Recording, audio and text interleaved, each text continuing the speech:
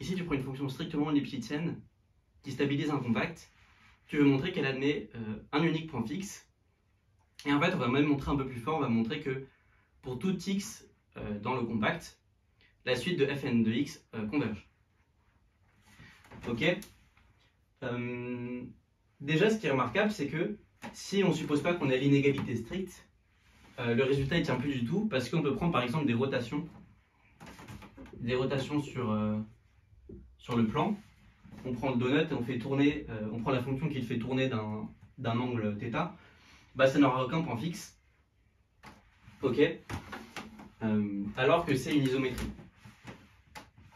Donc le fait qu'on ait une inégalité stricte, ça change beaucoup les choses.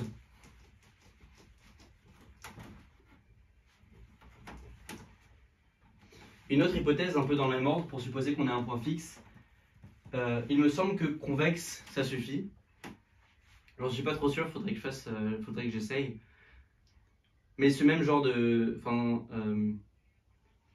ce genre d'idée, soit convexe, soit lipschitzienne, ça permet de faire la plupart des exercices de point fixe sur des compacts. Donc ici on ne suppose pas que le compact est convexe, mais on suppose que f est strictement lipschitzienne, et on va montrer qu'il y a un unique point fixe. Ok, donc on va regarder x0 dans K. Comme j'ai dit, on va essayer de montrer que tout itéré d'un point de K converge. Donc on prend un x0 quelconque et on va regarder la suite des fn de x0. Ok, on va noter V, l'ensemble des valeurs d'adhérence.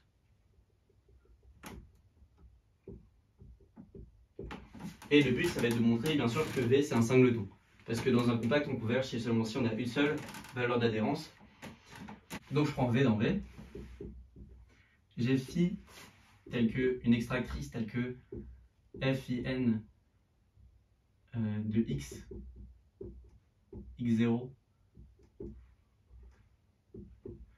ça tend vers 0. Donc j'ai que la distance de f phi n plus 1, x0, en utilisant cette propriété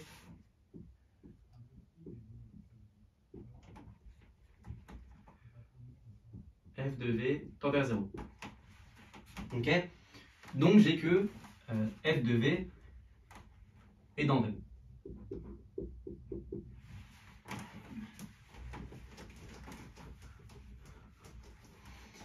Pour l'instant, on n'a rien fait de très excitant. Ça, on pouvait même le faire avant.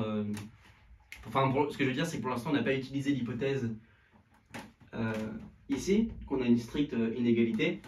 On n'a même pas utilisé le fait qu'on avait 1. Pour l'instant, on a juste utilisé qu'on avait un critère K comme ça. Pour n'importe quel cas. Enfin, une constante telle que c'était plus petit que la constante. Donc c'est après qu'il va se passer des trucs un peu particuliers. En fait, ce qu'on va regarder, c'est une autre suite qui s'appelle Wn. Et ça va être la distance entre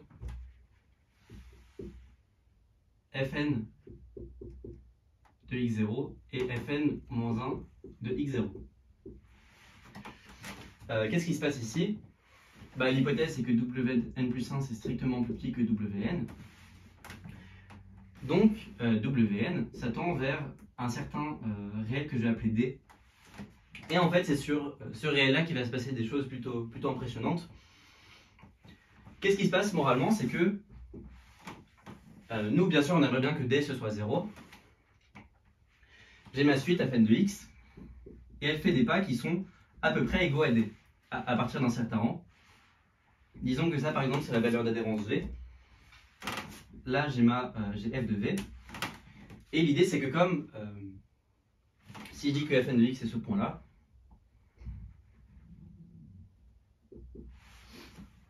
la distance entre Fn de x et Fn de x plus 1 ça va être à peu près D. Comme Fn de x ça tend vers V et que Fn plus 1 de x ça tend vers f de V pour un n bien choisi, je vais avoir que la distance entre V et f de V ça va être D aussi.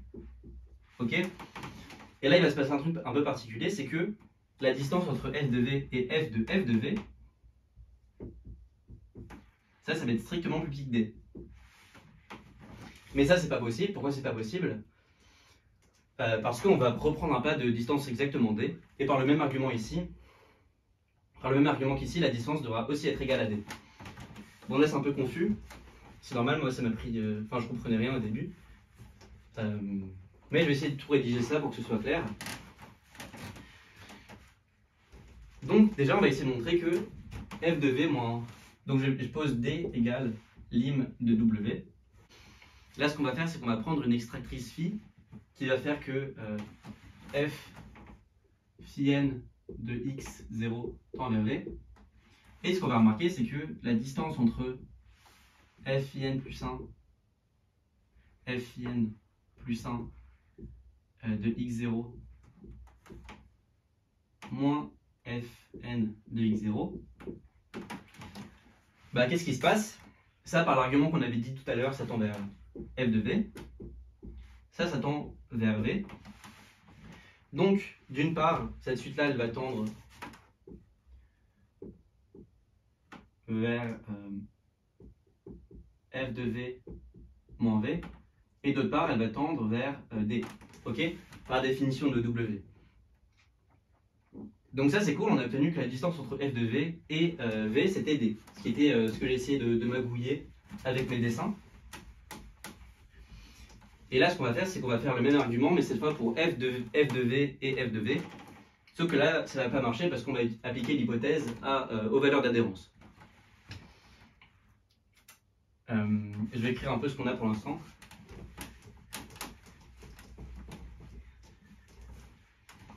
Donc on a une valeur d'adhérence V, on considère V, f de V et f de V, et on n'a que distance entre f de V et V c'est égal à D. Ok, bon bah maintenant on va réitérer la même chose pour comme j'ai dit, f de V et f de V.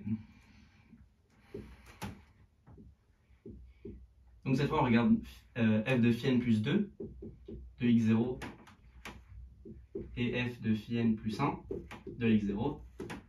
Et par la même combine, ça tend à la fois vers D, parce que c'est encore une valeur de la suite Wn, que j'ai effacée. Donc ça tend vers D, mais ça tend aussi vers distance entre f de V à f de V. Ok, parce qu'on avait montré que si j'avais une suite qui convergeait vers f, si j'avais une suite extraite des itérés de f qui convergeaient vers une certaine valeur d'adhérence, alors l'itéré plus 1 convergeait vers l'itéré de la valeur d'adhérence par f. Donc encore une fois, j'ai que la distance entre f de v et f de v elle est encore égale à d, mais ça c'est pas possible parce qu'elle est strictement plus petite que la distance entre f de v et v qui elle-même était égale à d. Donc en appliquant l'hypothèse qui était très très forte sur f aux valeurs d'adhérence, on a gagné. Et ce qu'on peut noter d'intéressant dans l'exercice, c'est que cette hypothèse, on l'a utilisée qu'à un seul moment, c'est à ce moment juste là. Et c'est ça qui fait que ça marche. C'est pas en regardant les termes de la suite eux-mêmes et en appliquant cette hypothèse aux termes de la suite eux-mêmes, c'est en regardant les valeurs d'adhérence. Ça, je trouve que c'est plutôt cool. Et c'est un thème plutôt récurrent. Enfin là, c'est un peu du charabia. Mais quand tu as une suite, en général, tu arrives mal à exploiter les inégalités strictes. C'est quand tu as vraiment un ensemble fini que tu peux exploiter les inégalités strictes. Voilà, c'est un peu une philosophie. Comme j'ai dit, pour avoir que la suite f phi n plus 1, ça convergeait vers f de v, on n'avait pas besoin de ça. C'était beaucoup trop fort, on avait juste besoin d'un contrôle lipschitien sur f. Par contre, quand on a voulu conclure, là on avait besoin de l'inégalité forte parce qu'on avait un ensemble fini à gérer. On avait juste v, f de v et f de v. Voilà. Donc dans ce genre d'exercice, faut pas paniquer si tu mets du temps à utiliser l'hypothèse stricte. C'est ça que j'essaie de dire.